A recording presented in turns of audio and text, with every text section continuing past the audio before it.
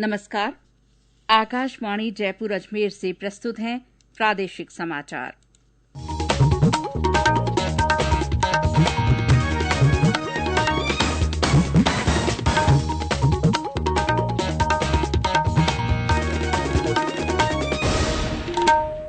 मुख्य समाचार।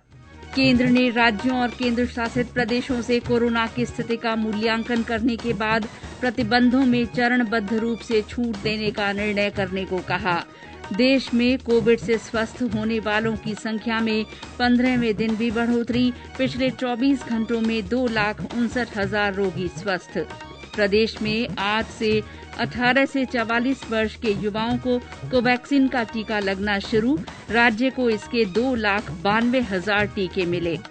केंद्र ने दोपहर भोजन योजना के तहत विद्यार्थियों को प्रत्यक्ष लाभ अंतरण के जरिए राशि उपलब्ध कराने का फैसला किया। और राज्य के अधिकतर हिस्सों में तापमान में बढ़ोतरी से भीषण गर्मी। कुछ जिलों में तापमान 45 डिग्री सेल्सियस तक पहुंचा। समाचारों के साथ मैं शीला चावला। कोरोना संक्रमण को देखते हुए श्रोताओं से अपील है कि लापरवाही न बरतें। सभी एहतियाती उपायों का पालन करें और पहला टीका लगवा चुके 45 साल से अधिक उम्र के लोग सही समय पर दूसरा टीका लगवाएं। 3 आसान उपायों का पालन करें और सुरक्षित रहें। मास्क लगाएं, 2 गज की सुरक्षित दूरी बनाए रखें, बार बार हाथ धोएं और साफ सफाई रखें। और अब समाचार विस्तार से। केंद्र ने राज्यों और केंद्र शासित प्रदेशों से कहा है कि वे कोविड की रोकथाम के उपायों का अनुपालन जारी रखें और स्थानीय स्थिति का मूल्यांकन करने के बाद प्रतिबंधों में चरणबद्ध तरीके से छूट देने का निर्णय करें। सभी राज्यों और संघ शासित प्रदेशों के मुख्य सचिवों को लिखे पत्र में केंद्रीय गृह सचिव अजय भल्ला ने कहा कि स्वास्थ्य मंत्रालय द्वारा सुझाए गए रोकथाम के उपाय 30 जून तक बढ़ा दिए गए हैं। श्री भल्ला ने कहा कि लॉकडाउन और अन्य उपायों पर कड़ाई से अमल करने के फलस्वरूप दक्षिण और पूर्वोत्तर के कुछ क्षेत्रों को छोड़कर सभी राज्यों और केंद्र शासित प्रदेशों में कोविड के नए रोगियों और सक्रिय रोगियों की संख्या में कमी आई है। देश में कोविड से स्वस्थ होने वाले लोगों की संख्या में आज 15वें दिन भी बढ़ोतरी हुई है। पिछले 24 घंटों के दौरान 2,59,000 रोगी इस संक्रमण से ठीक हुए हैं। अब कोविड से स्वस्थ होने की दर बढ़कर 90.34% हो गई है। अब तक 2,48,00,000 से अधिक लोग कोविड से उबर चुके हैं। स्वास्थ्य मंत्रालय ने बताया कि पिछले 24 घंटे में 1,86,000 से अधिक नए कोविड मामले दर्ज किए गए हैं। वर्तमान में देश में 23 लाख से ज्यादा सक्रिय मामले हैं। इधर जयपुर जिले में पिछले 24 घंटे में कोरोना संक्रमण के 501 नए मामले सामने आए हैं। प्रदेश में कोविड की रोकथाम और उपचार के प्रयासों के तहत 17 मई से मोबाइल मेडिकल वैन द्वारा गांवों में किए जा रहे एंटीजन टेस्ट के तहत अब तक 22,253 एंटीजन टेस्ट किए गए हैं। चिकित्सा और स्वास्थ्य मंत्री डॉ रघु शर्मा ने बताया कि औसत रूप से हर जिले में रोजाना 1,000 एंटीजन टेस्ट किए जा रहे हैं। डॉ शर्मा ने बताया कि ग्राम स्तर पर ILI मरीजों की पहचान कर उन्हें आइसोलेट करने और उनके एंटीजन टेस्ट किए जा रहे हैं। एंटीजन टेस्ट पॉजिटिव आने पर संबंधित मरीजों का RT-PCR टेस्ट करने और अग्रिम चिकित्सा संस्थानों में भिजवाकर उपचार करने के निर्देश दिए गए हैं। प्रदेश में आज से 18 से 44 वर्ष आयु वर्ग के युवाओं को कोवैक्सीन का टीका लगना शुरू हो गया है। हालांकि पहले दिन बहुत कम सत्र आयोजित हो सके क्योंकि राज्य को कल ही इस वैक्सीन के 2,92,000 टीके प्राप्त हुए हैं। कल से इस वैक्सीन के टीकाकरण सत्रों की संख्या बढ़ाई जाएगी। पहले इस आयु वर्ग के युवाओं को कोविशील्ड वैक्सीन ही लगाई जा रही थी। प्रदेश में अब तक कुल 1,62,74,000 से ज्यादा टीके लगाए जा चुके हैं। 1,30,00,000 से ज्यादा लोगों को कोविड का पहला टीका जबकि 31,95,000 से ज्यादा लोगों को टीके की दोनों खुराक दी जा चुकी हैं। 18 से 44 वर्ष आयु वर्ग के करीब 15 लाख युवाओं को पहला टीका लगाया जा चुका है। इस बीच चिकित्सा मंत्री डॉ रघु शर्मा ने कहा है कि राज्य में वैक्सीन की वेस्टेज मात्र 2% है जो पूरे देश में सबसे कम है। प्रदेश में निजी संस्थाओं की ओर से कोविड से लड़ाई में सहयोग जारी है। इस काम में दिए गए सहयोग के लिए चिकित्सा मंत्री डॉ रघु शर्मा ने अमेरिकन फाउंडेशन से जुड़े सभी लोगों का आभार व्यक्त किया। फाउंडेशन ने 22 मई को 6000 सिंगल यूज वेंटिलेटर और 3000 multi use monitors SMS medical college को सौंपे हैं। कोविड की पहली लहर के दौरान संस्था द्वारा आरयूएचएस को 15 वेंटिलेटर सहित स्वास्थ्य विभाग को 12000 प्रिवेंटिव किट्स और 1100 पीपीई किट्स का भी सहयोग दिया गया। उधर सिरोही जिले के स्वरूपगंज में एक भामाशाह के सहयोग से तैयार किए गए ऑक्सीजन प्लांट का जिला कलेक्टर ने शुभारंभ किया। बारां में वर्ल्ड विजन संस्था द्वारा स्वास्थ्य विभाग को किशनगंज और शाहबाद ब्लॉक के लिए 15 ऑक्सीजन कंसंट्रेटर दान दिए गए। बीकानेर में आज जिला कलेक्टर को दानदाताओं की ओर से पीबीएम अस्पताल के लिए 6 बाइपेप मिनी वेंटिलेटर भेंट किए गए। प्रदेश में म्यूकोरमाइकोसिस यानी ब्लैक फंगस के बढ़ते मामलों को देखते हुए राज्य सरकार ने इसके उपचार के लिए 3 और अस्पतालों को अधिकृत किया है। चिकित्सा मंत्री डॉ रघु शर्मा ने बताया कि अब ब्लैक फंगस का इलाज 28 अस्पतालों में हो सकेगा। उन्होंने बताया कि सरकार ने राजस्थान स्वास्थ्य विज्ञान विश्वविद्यालय दंत विज्ञान महाविद्यालय जयपुर, निम्स हॉस्पिटल जयपुर और महावीर ईएनटी हॉस्पिटल कोटा को भी इस बीमारी के इलाज के लिए अधिकृत किया है। केंद्र सरकार की ओर से कोरोना के प्रति जागरूकता लाने के लिए जन आंदोलन चलाया जा रहा है।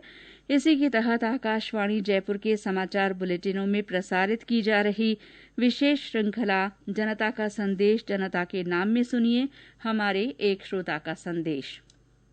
नमस्कार जी, मैं निशांत बिश्नोई निवासी चिमारखेड़ा चादुल शहर श्री गंगानगर से। मैं सभी भाइयों और बहनों, माताओं और बुजुर्गों से निवेदन करता हूं कि कोरोना बहुत ही खतरनाक है, इसलिए हाथों को बार बार साबुन से धोएं या सैनिटाइज करते रहें और मुंह पर मास्क लगाए रखें और जितना हो उसके घरेलू चीजों का ही सेवन करें। घर से बाहर तब ही निकलें जब जरूरी नहीं, बहुत ही जरूरी काम हो। ज्यादा किसी से मेल मिलाप नहीं करें। अगर स्वस्थ रहे तो फिर मिलेंगे। कोरोना हारेगा, हम जीतेंगे। जय हिंद। हमारे अन्य श्रोता भी कोरोना जन जागरूकता आंदोलन से जुड़ सकते हैं। जो लोग कोविड टीका लगवा चुके हैं वे भी अपना संदेश भेज सकते हैं। इसके अलावा मास्क पहनने, व्यक्तिगत स्वच्छता और साफ सफाई पर जोर देने वाले संदेश भी रिकॉर्ड कर या टाइप कर हमारे व्हाट्सएप नंबर 9414052368 पर भेजे जा सकते हैं। चयनित संदेशों को आगामी बुलेटिनों में शामिल किया जाएगा। ये समाचार आकाशवाणी जयपुर अजमेर से प्रसारित किए जा रहे हैं। समाचारों में आगे है मिड डे मील योजना और मौसम संबंधी समाचार, लेकिन पहले ये संदेश। चलो मिलकर एक शुरुआत करें, चलो एक फैसला आज करें। मास्क नहीं तो टोकेंगे, कोरोना को रोकेंगे। चलो एक इरादा करते हैं, चलो कुछ वादा करते हैं। मास्क नहीं तो टोकेंगे, कोरोना को रोकेंगे। समाचारों में आपका फिर स्वागत है। केंद्र सरकार ने मिड डे मील यानी दोपहर भोजन योजना के तहत विद्यार्थियों को प्रत्यक्ष लाभ अंतरण के जरिए राशि उपलब्ध कराने का फैसला किया है। केंद्रीय शिक्षा मंत्री रमेश पोखरियाल निशंक ने 11 करोड़ 80 लाख विद्यार्थियों को विशेष राहत उपाय के तौर पर मौद्रिक सहायता उपलब्ध कराने के प्रस्ताव को मंजूरी दे दी। सरकार के इस उपाय से देश में सरकारी और सरकारी सहायता प्राप्त स्कूलों में 1 से 8वीं कक्षा तक के विद्यार्थियों को लाभ मिलेगा। शिक्षा मंत्रालय ने कहा कि केंद्र सरकार इसके लिए राज्य और केंद्र शासित प्रदेशों को 1200 करोड़ रुपए की अतिरिक्त राशि मुहैया करवाएगी। इस निर्णय से कोविड महामारी के दौरान बच्चों को समुचित पोषण उपलब्ध कराने और उनकी रोग प्रतिरोधक क्षमता बढ़ाने में मदद मिलेगी। मंत्रालय ने बताया कि यह सहायता प्रधानमंत्री गरीब कल्याण अन्न योजना के तहत निःशुल्क खाद्यान्न वितरण के अतिरिक्त होगी। भारतीय जनता पार्टी ने भरतपुर सांसद रंजीता कोली पर हुए हमले को दुर्भाग्यपूर्ण बताते हुए इसकी जांच कराने की मांग की है। विधानसभा में प्रतिपक्ष के नेता गुलाब चंद कटारिया ने आरोपियों को तुरंत गिरफ्तार किए जाने की मांग की है। भरतपुर सांसद रंजीता कोली पर हमला होना सबके लिए चिंता का विषय है। इस घटना को सरकार और मुख्यमंत्री एक बहुत ही शर्मनाक घटना मानते हुए इसका पूरा पता करें कि आखिर एक महिला सांसद जो अपने क्षेत्र में हॉस्पिटलों को देखने के लिए रात को जा रही थी, उस पर कहीं अनजान और सुनसान जगह पर रास्ता रोक करके गाड़ी आड़ी लगाकर ये कोई न कोई सोचा समझा ही कोई हमला करने का तौर तरीका दिखता है। इसकी जांच हो, तुरंत जो व्यक्ति मुलजिम है वो गिरफ्तार हों और पुलिस इसमें बहुत ही संजीदगी से कार्रवाई को आगे बढ़ाए।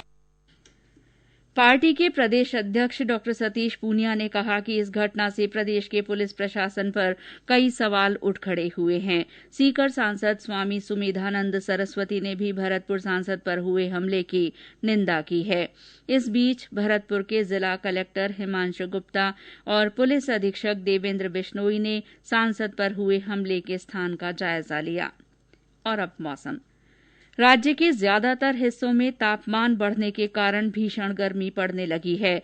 दिन का तापमान कुछ जिलों में 45 डिग्री सेल्सियस पहुंच गया है और पाली, बीकानेर, जोधपुर में रात का तापमान भी 30 डिग्री सेल्सियस से ऊपर दर्ज किया गया।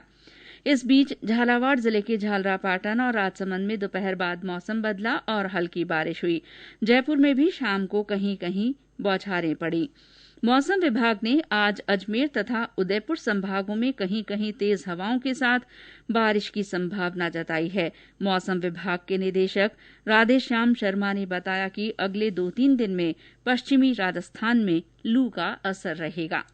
अगले 48 घंटों तक पश्चिमी राजस्थान के बीकानेर संभाग, इसके अलावा जोधपुर, नागौर और जैसलमेर जिलों में भी तापमान जो है वो 45 से 46 डिग्री सेल्सियस के आसपास दर्ज होने की संभावना है। यानी कि अगले 2-3 दिन पश्चिमी राजस्थान में हीट वेव या लू चलने की संभावना बनी हुई है। इसके साथ ही अगले 2-3 दिन जोधपुर और बीकानेर संभाग में स्ट्रॉन्ग सरफेस विंड्स या कहीं कहीं धूल भरी कह सकते हैं अपेक्षाकृत तेज हवाएं चलने की संभावना भी बनी रहेगी। 30 मई से एक नया पश्चिमी विक्षोभ सक्रिय होगा। इस दौरान पश्चिमी राजस्थान में अचानक तेज हवाएं, डस्ट स्टॉर्म भी 40 से 50 किलोमीटर प्रति घंटा तक की चलने की संभावना है और कहीं कहीं हल्के दर्जे की बारिश विशेष रूप से नॉर्दर्न पार्ट्स ऑफ राजस्थान में देखने को मिलेगी। प्रधानमंत्री नरेंद्र मोदी इस महीने की 30 तारीख को आकाशवाणी के मन की बात कार्यक्रम में अपने विचार साझा करेंगे। ये इस मासिक रेडियो कार्यक्रम की 77वीं कड़ी होगी। आज मासिक धर्म स्वच्छता दिवस है। इस दिन को मनाने का उद्देश्य बालिकाओं और महिलाओं में माहवारी के समय साफ सफाई और स्वास्थ्य के प्रति जागरूकता लाना है। इस मौके पर बूंदी और सवाई माधोपुर सहित कई जगह जागरूकता कार्यक्रम आयोजित किए गए। और अंत में मुख्य समाचार एक बार फिर। केंद्र ने राज्यों और केंद्र शासित प्रदेशों से कोरोना की स्थिति का मूल्यांकन करने के बाद प्रतिबंधों में चरणबद्ध रूप से छूट देने का निर्णय करने को कहा है। देश में कोविड से स्वस्थ होने वालों की संख्या में 15वें दिन भी बढ़ोतरी हुई। पिछले 24 घंटों में 2,59,000 रोगी स्वस्थ हुए हैं। प्रदेश में आज से 18 से 44 वर्ष के युवाओं को कोवैक्सीन का टीका लगना शुरू हुआ। राज्य को इसके लिए 2,92,000 टीके प्राप्त हुए हैं। केंद्र ने दोपहर भोजन योजना के तहत विद्यार्थियों को प्रत्यक्ष लाभ अंतरण के जरिए राशि उपलब्ध कराने का फैसला किया है। और राज्य के अधिकतर हिस्सों में तापमान में बढ़ोतरी से भीषण गर्मी पड़ रही है। कुछ जिलों में तापमान 45 डिग्री सेल्सियस तक पहुंच गया है। इसी के साथ प्रादेशिक समाचार बुलेटिन समाप्त हुआ। नमस्कार।